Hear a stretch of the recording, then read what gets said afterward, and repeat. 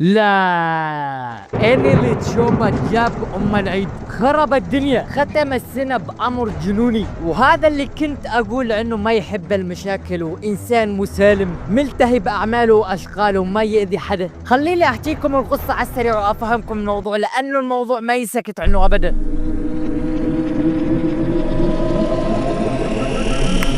للي ما يعرفون، NLA تشوبا مغني راب أمريكي اسمه الحقيقي برايسون لوشامبوت، مواليد 1 نوفمبر 2002، يعني عمره من 2002 زائد 25، عمره 23 عام. جميل، عمر الزهور لحد الآن كل شيء تمام. بدأ يتعامل بالموسيقى لما كان عمره 15 سنة، وإنيلي هوايته كرة السلة، يحب كرة السلة بس، ولكن دخل عالم الراب وتشوبا انشهر بسرعة. نزل أغنية بيناير 2019 وهاي الأغنية انتشرت بشكل سريع، ومن هاي الأغنية دخل إنيلي تشوبا أبواب الشهرة. وطبعا شوتا فلو سوى منها سلسلة كاملة، 1 و2 و3 و4 و5 وما ادري ايش قد. المهم انشهر إنيلي تشوبا وصار في كثير ناس تحبه وتحب أغانيه. بعدين دخل بحالة اكتئاب وقلق وخوف وما ادري ايش، صار يطلع ويقول حكم ومواعظ ويعطي نصائح، يقول التفكير بالمستقبل يسبب القلق، والتفكير بالماضي أيضا يسبب القلق. بعد ما مر بفترة صعبة بحياته اللي هي القلق والاكتئاب وما ادري ايش، صارت تتحسن أوضاعه وطلع صار يقول الحل الأنسب هو التأمل. التأمل هو الشيء الوحيد الذي ساعده أنه يطلع من الاكتئاب، والتأمل فتح له عقله، خلاه يفكر بجدية أكثر. بعد ما طلعت شوبة من الاكتئاب صار إنسان كويس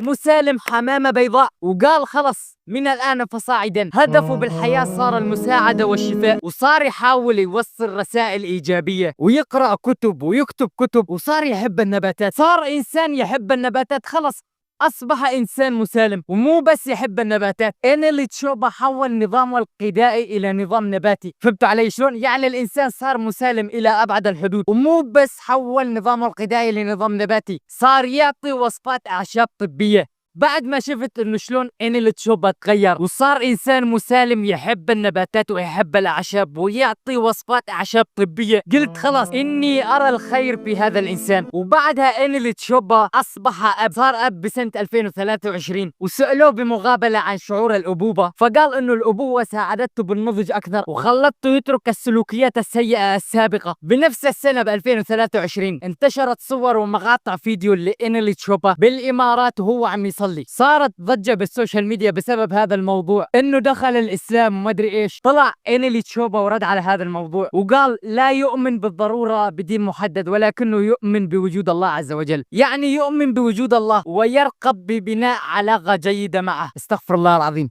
ما ادري، احس هذا الكلام فيه قلة احترام. فهمت علي شلون؟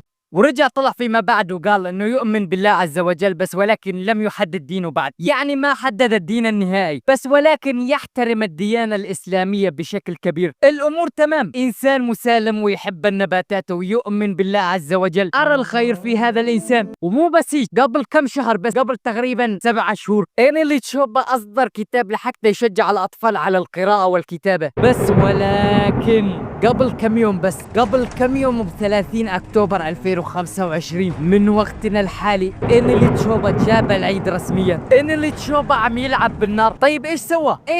إنيلي تشوبا نزل ديس، حسبي الله ونعم الوكيل. وعلى مين؟ على NBA يونج بوي، على يونج بوي، حسبي الله ونعم الوكيل. نعم، إنيلي تشوبا نزل ديس على NBA يونج بوي، وما له ديس عادي ابدا، ديس من الطراز الرفيع. والله ديس قوي جدا يا جماعة، من اقوى الديسات اللي شفتها. يعني إنيلي تشوبا اهان يونج بوي امام الملأ وفشخ له كرامته فشخ، مو بس فشخها، شحط له كرامته شحط بالأراضي. حاليا السوشيال ميديا مقلوبة قلب على هذا الموضوع، لأنه الدس قوي جدا بشكل رهيب وتهديد مباشر عين عينك أمام الملأ. إنيلي تشوفها بفيديو كليب تبع الأغنية جايب إنسان يشبه يونج بوي وعم يهينه ويضربه بالمقطع. يا ساتر يا ساتر، بداية بركان على وشك الانفجار. الأغنية مدتها 4 دقائق و19 ثانية، وتشوبا طول ال4 دقائق و19 ثانية عم يهين يونج بوي، تخيلوا بس. ولكن في لقطة بالأغنية هي اللي سببت الضجة الأكبر، بعيدا عن إنه جايب واحد يشبه يونج بوي وبعيدا إنه عم يضربه ويهينه. وأنا عم أشوف الفيديو كليب بالدقيقة 33 ثانية تقريبا، فكرت إنه الأغنية خلصت خلص، وكنت متفاجئ من حجم الإهانة اللي مر. بس ولكن طلع الموضوع ما انتهى. إذا جبت اخذت هاي اللقطة من الاغنية وحطيتها بالفيديو، احس انه هذا الفيديو راح ينحذف من قوة اللقطة. إنيلي تشوبا قبل نهاية الاغنية طلع بمشهد عم يركض وشايل راس انسان،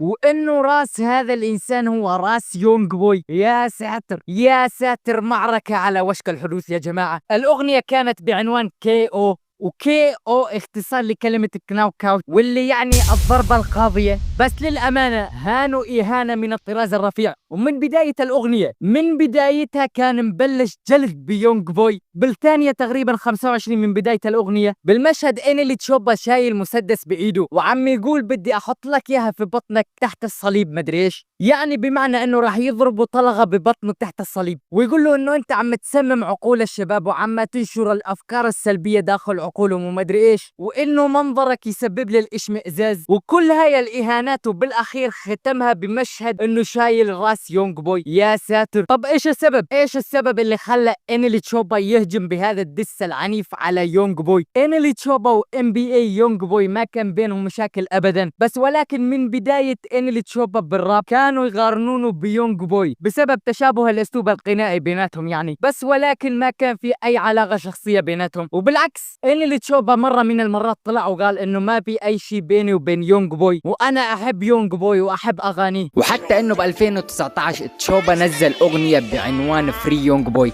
لأنه بوقتها يونغ بوي كان داخل السجن، وتشوبا نزل هاي الأغنية بهدف الدعم ليونغ بوي.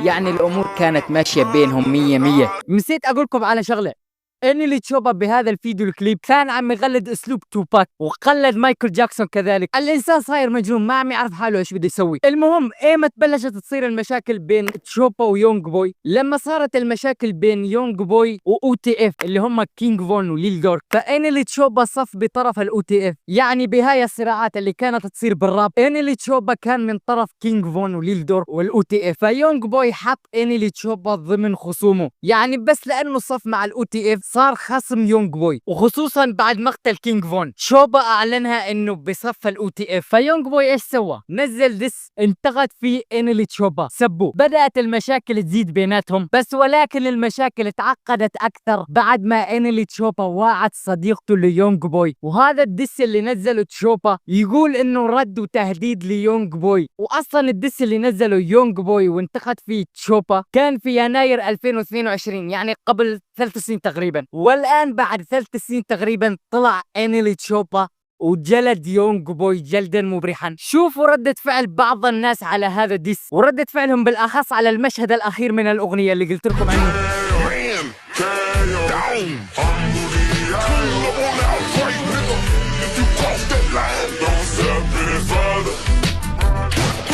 Nah, bruh.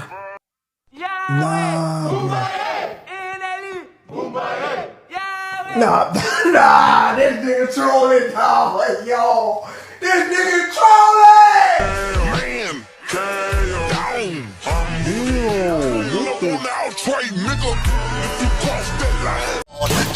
I mean, dissing YB basically dissing all okay Trey, but he's saying it like clean up on.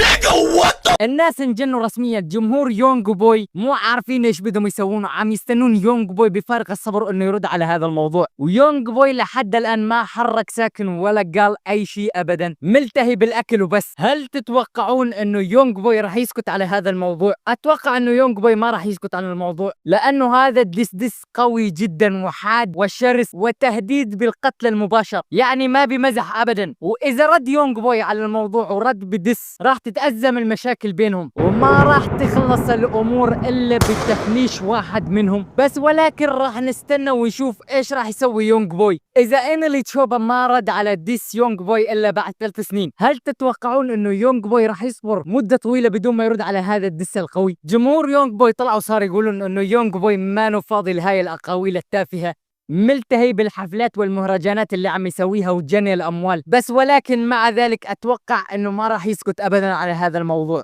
وبس خلونا ننتظر ونشوف يونغ بوي ايش راح يسوي، لانه تشوبا عم يلعب بالنار حرفيا. يونغ بوي ما يلعب معاه ابدا لانه شرير من الطراز الرفيع. والان وصلنا لنهاية هذا الفيديو، لا تنسون ترحبون فيني شخصيا.